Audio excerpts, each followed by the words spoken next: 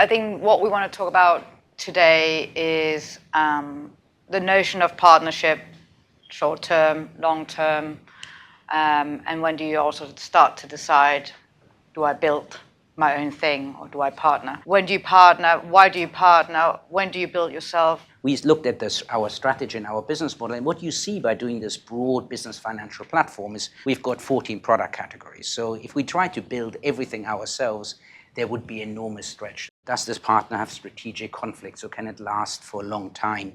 Is the partner operationally stable enough? Right? Are they, is there cultural fit in terms of achieving your objectives? There's a whole myriad of things that need to be checked before implementation. A bit like a marriage, presumably when I'm not sure whether this is still, in this day and age, the right analogy, but you should go in with the view it lasts forever, but you need to have very clear divorce terms, right? So prenup, that you understand if things break, that you can actually get Call out it of a partnership prenup, yeah? We've decided to partner is really by kind of thinking through where can we benefit when we're entering a new market from the brand of an existing incumbent. But actually the biggest barrier to adoption on those networks is not the cost of data at all. It's actually the cost of the handset. So for most customers in Africa, you're talking about a $100 handset. That's roughly 80% of someone's monthly household income. And telcos don't want to be able to take the credit risk on those customers. They don't have the same infrastructure they have in more mature markets where you have large kind of monthly contract arrangement. That doesn't exist in prepaid markets. How do you partner with a big incumbent without sort of mimicking the incumbent ways of doing things? It is tough. I mean, for us, in thinking about agility around partnerships, the core thing was you've got to own your core insight. Our core insight was we're going to build a really big credit business, but we're not going to underwrite a single customer at the point of onboarding. Which sounds like a totally bonkers idea, is you just can't take the traditional methods a bank would do to underwrite those customers. We have to own the balance sheet, right? We can't leverage off someone else's balance sheet because the difference in thinking is just so significant. And so kind of fast forward today, we've now built the largest balance sheet in Africa for serving everyday earners, over $300 million worth. So we would, for example, never work with a large incumbent bank on a tight label product. It's just inherent channel conflict, strategic instability on their side. Well, the tight current account is technically provided by Clearbank, but the way it architecturally works is everything is on our side. We control it. We do the KYX. We do the ongoing monitoring. We do the member support. We design the product. We have a parallel ledger.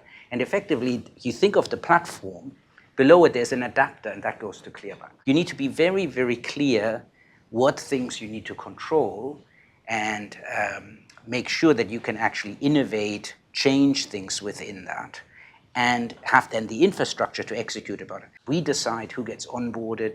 We decide what the transaction monitoring rules are. We decide it all within the regulatory framework of what's permissible. But if you don't have that understanding in the beginning, it is very clear that you will fail. You mentioned regulatory and compliance. Obviously, two very different businesses, different markets. How did you start?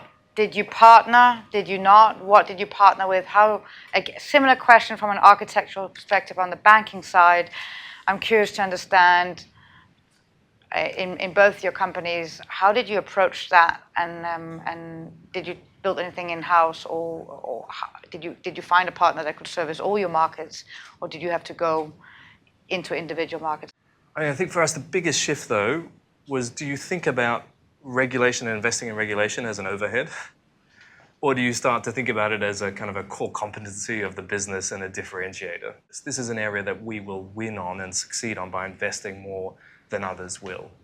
And we operate in a range of markets where the sophistication of the regulatory infrastructure is quite different. Right, and in financial services, unless you've got risk under control, it just doesn't work. First and second and third line of defense actually cover all risk classes, irrespective of the exact regulatory setup, just to make sure we have things under control. You cannot be a thoroughbred if you're not really into risk and compliance management, which does then halo into your broader regulation.